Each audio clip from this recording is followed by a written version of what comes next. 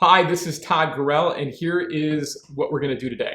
In less than 10 minutes, I'm going to share with you information that coaches specifically probably charge 10, 15, $20,000 to engage with them. And there's a reason why they charge that money, but I'm going to share with you the information that is really, really important for you to understand.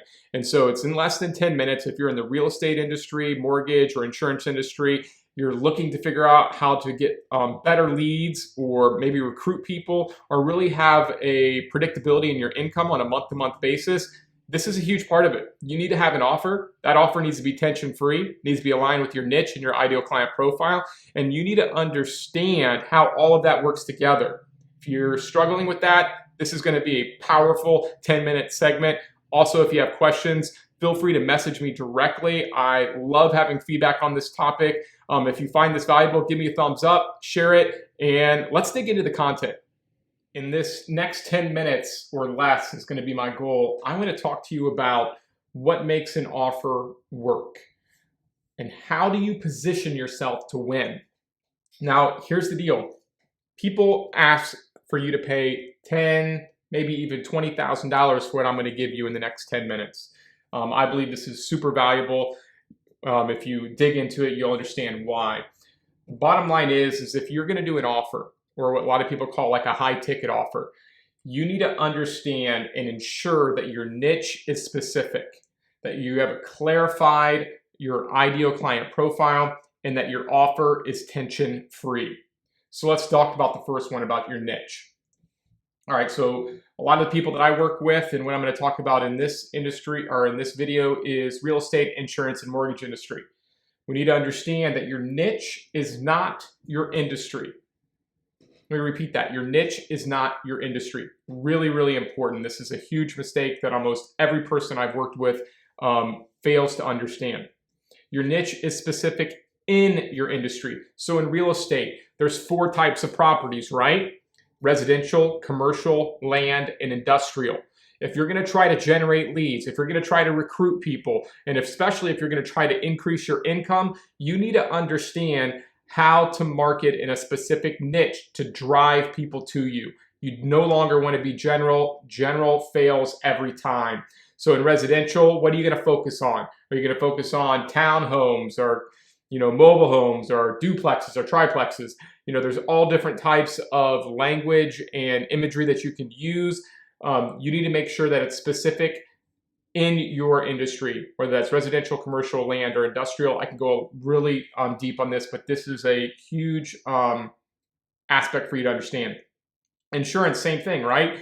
I think there's actually probably more than 3 types of insurance subcategories here, but you get the point here. Life, is it term? Is it pension plan? Is it money back? Are you doing general where you have motor, health, travel? There's so many different types of insurance, even commercial insurance. What one are you going to specialize in? What is your main area that you're looking to drive leads and really kind of corner the market on so that you can have some predictability in your overall lead generation and recruiting efforts if you're looking to grow your overall business from a talent standpoint. In mortgage industry, same thing, right? You're not here just to, help people fund their loan or get financing. You have to have very specific understanding of, is it a retail bank, credit union, mortgage banks? What type of loans are you going to be specializing in? Are you going to do FHA, USDA, home equity, interest only? There's all different types of loans.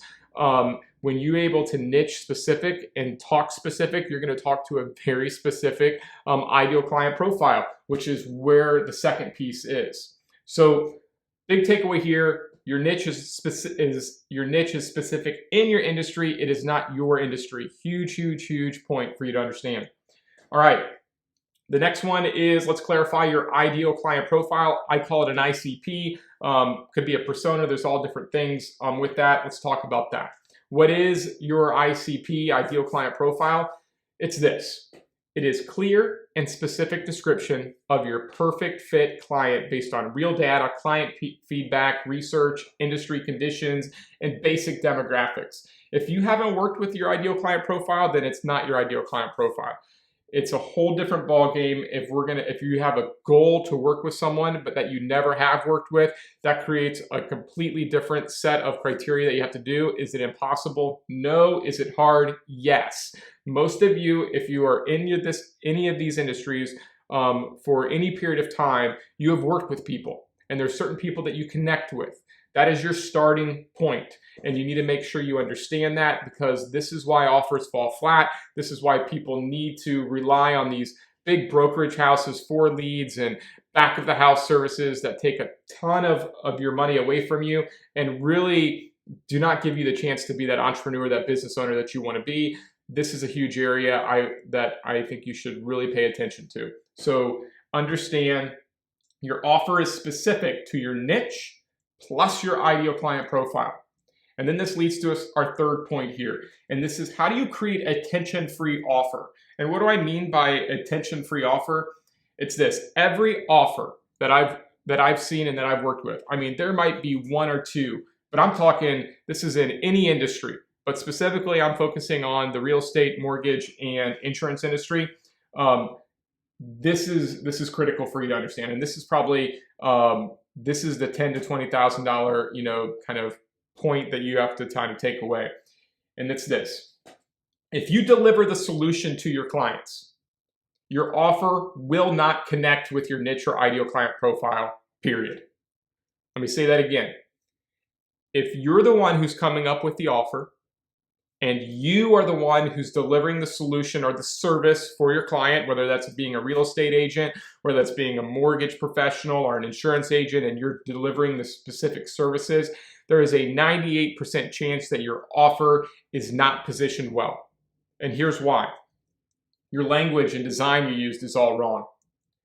You have not focused on the clear problem and pain point. You have a personal bias. And I'm going to speak to this after I go through all 5 of these. Lack of objectivity goes in with number 3, and your overall positioning. If you're even 5% off when you're trying to win online, you lose. So why does this happen? Well, the reason this happens is because when you work with someone and you have a positive experience, and probably the reason why you're still in the industry that you're in, focusing on the niche that you are and working with the people that you are, you have case studies, you have experiences that people have said, man, working with you was awesome, and here's why, and they give you all of this information. And here's what you do, and I'm guilty of this as well. This is why I know this is going to be a big problem. You're focusing on what that client experienced after they worked with you instead of what they need before they work with you. This is a huge, huge, huge area, and why people struggle not having an offer that makes sense. There's a lot that I could go in here, but I wanted to, keep this to 10 minutes, give you a lot of information to focus on. Hopefully this is helpful. Feel free to message me, reach out. I love engaging on this type of topics. If you have more questions on how to fix this, let me know, and I can go into even more deeper detail. Also, I have some great training that's for free that talks about this at a very deep level. It's like 40 minutes long, shares a lot of this at a whole different level. Click into that, watch it, and then I think you'll get a lot out of it. Again, thanks for your time. If you found this to be something that has been meaningful for you, give me a like, share it. I appreciate the feedback, and wish you the best. And until the next one, take care.